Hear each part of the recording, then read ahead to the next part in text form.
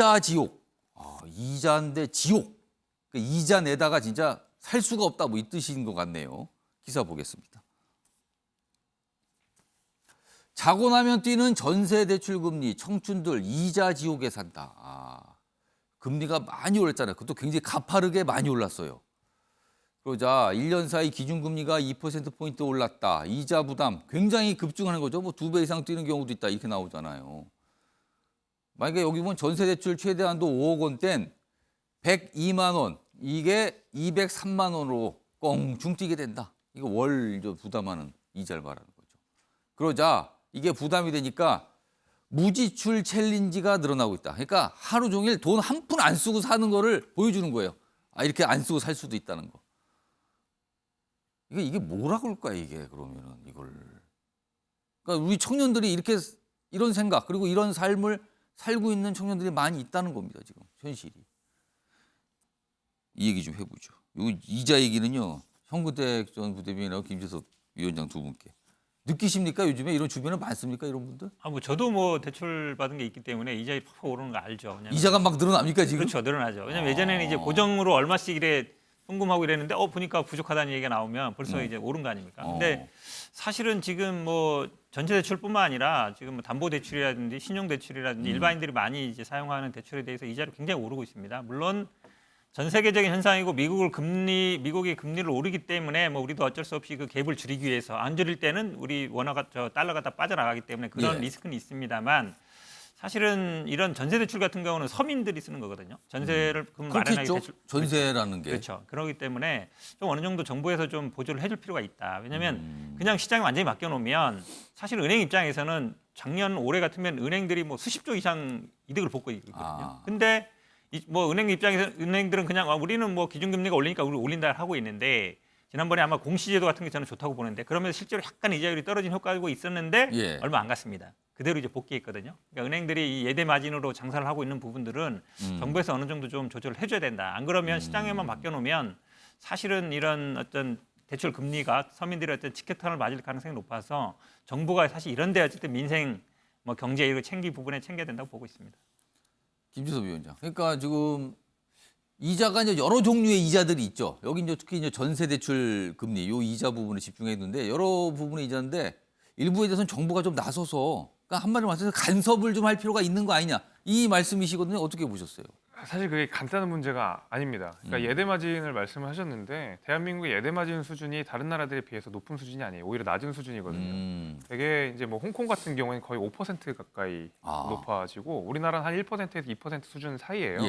그러다 보니까 이제 예대 마진이라는 면에서는 우리나라가 그렇게 높지 않다라는 것이 이제 전문가들의 의견이기 때문에 이 그 은행의 말하자면 수익을 계속 조르는 방식으로는 한계가 있다라는 것이죠. 얼마 전에 그래서 이제 그 이복현 금감원장도 이에 대해서 예대 마진에 대해서 좀 줄일 필요가 있다. 정부 개입할 필요가 있다라고 했는데 사실은 그게 간단하지가 않은 문제였거든요. 그러다 보니까 사실은 좀 실효성이 좀 떨어진다. 이런 문제들이 분명히 있을 수밖에 없고 굉장히 어려운 문제라고 생각이 됩니다. 이것을 만약 이자율 자체를 줄여버리면 시장의 기능에 역행하는 것이기 때문에 국가가 보조금을 지원하는 방식으로 하는 것이 차라리 조금 더 낫다라고 생각이 되는데 뭐 여러 가지 이제 예산안에서 아마 반영이 되겠죠. 아마 정부에서도 분명히 생각이 있을 것 같고 저는 지금 이 금리가 오르는 것이 이중고인 것이 젊은 세대한테는 가처분 소득 자체가 많지 않은 상황에서 물가가 너무 올라 버리니까 뭐 전세금 대출 계속 갚아내고 이거 거의 2배 가까이 뛰었다고 알려져 있는데 물건 살려고도 물가도 뭐 몇 배가 뛰어버리니까 사실은 안 쓸 수밖에 없는 거죠 답이. 그러다 보니까 이제 주변에 있는 정말로 막차를 탔던 사람들 막 집값이 오르는 게 내가 여기서 놓치면 큰일 난다라고 생각해서 무리하게 들어갔던 젊은 세대들 제 주변에 있는 사람들이 굉장히 지금 고생을 많이 하고 곡소리가 나는 상황입니다.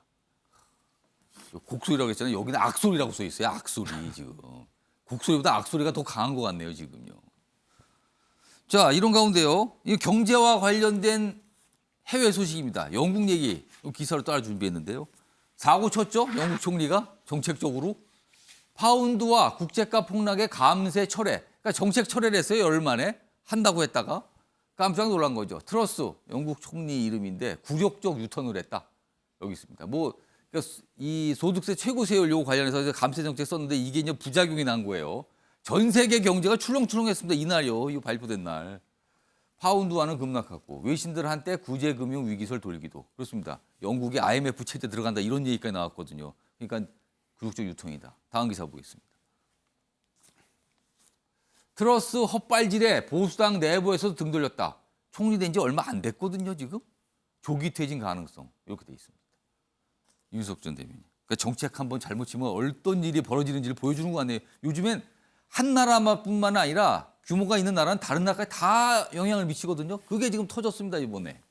그렇습니다. 이 트러스 총리가 9월 6일에 취임해서 아직 취임한 지 한 달이 안 됐는데 근데 퇴진 얘기가 나온다고요? 그러니까요. 참 영국도 혼란스러운 상황인데 그 이유가 이 감세 정책 즉 45% 최고 세율 구간을 없애겠다. 예. 그렇게 되면은 투자도 활성화되고 해서 내년에 0%로 예상됐던 GDP 성장률을 한 2.5%까지 끌어올리겠다. 이런 얘기였는데 그렇게 될 경우에 그러면 비어지는 고가는 뭘로 채울 거냐는 생각을 하게 되죠.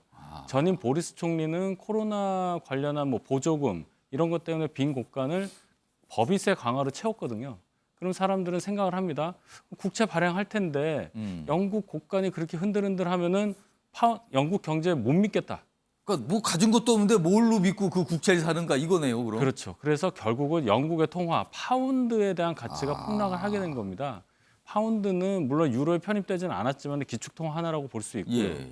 그렇게 될 경우에는 영국의 경제에 대한 신뢰도가 떨어지니까 말씀하셨듯이 영국도 IMF 가는 거 아니야? 이런 얘기가 나오게 되는 거고. 과거에 영국 경험 있죠? 그거? 경험이 있죠. 예. 우리도 있지만은 그리고 또 트러스 총리가 이 모든 감세 정책에 대해서 재무부 장관이 독단적으로 결정한 거다. 뭐 이런 얘기를 했어요. 그 핑계가 됩니까, 총리가? 절대 안 되죠. 본인이 총리인데 그래서 안팎으로 굉장히 위기를 맞고 있다. 이렇게 보고 있습니다. 이거는 정책의 문제이기도 하지만 또 리더십의 문제도 좀 있어 보이네요. 그걸 핑계를 장관이 했어요. 저는 몰라요. 이게 됩니까, 지금 총리가? 아, 그렇군요. 영국도 정치적으로 좀 혼란스럽습니다, 지금 보면.